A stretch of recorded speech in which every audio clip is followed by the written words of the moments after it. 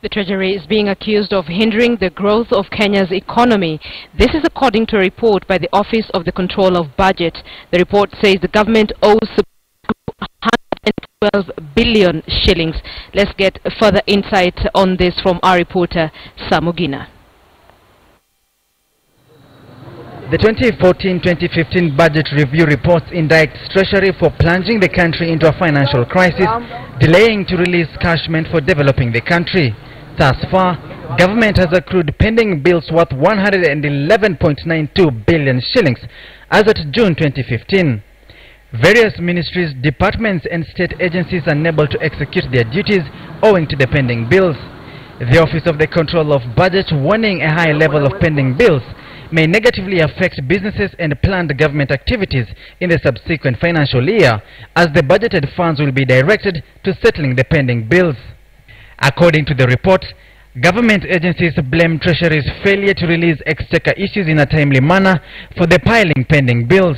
The Office of the Controller of Budget recommending Treasury to fund ministries, state departments and agencies timely in line with their cash flow projections and procurement plans. Among the worst affected ministries include the Presidency's office with the pending bill of over 94 million shillings in recurrent expenditure, Ministry of Defence with a recurrent bill of over 3 billion shillings. National Treasury itself has over 2 billion shillings in pending bills.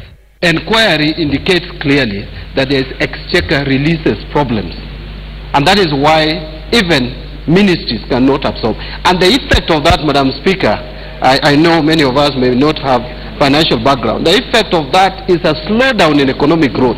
Staff go for months without salaries. Critical operations are basically running to a halt. And it appears, Madam Speaker, that the government is experiencing some unprecedented financial crunch.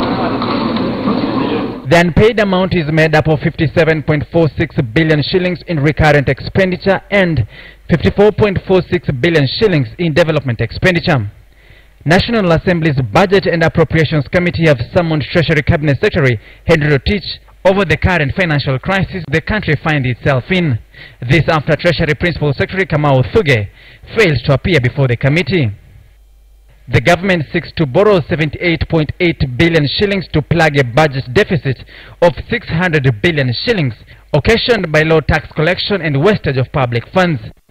Several institutions, counties and government agencies are cash-starved, unable to pay September salaries and fund development projects. Sam Ogina, KTN News.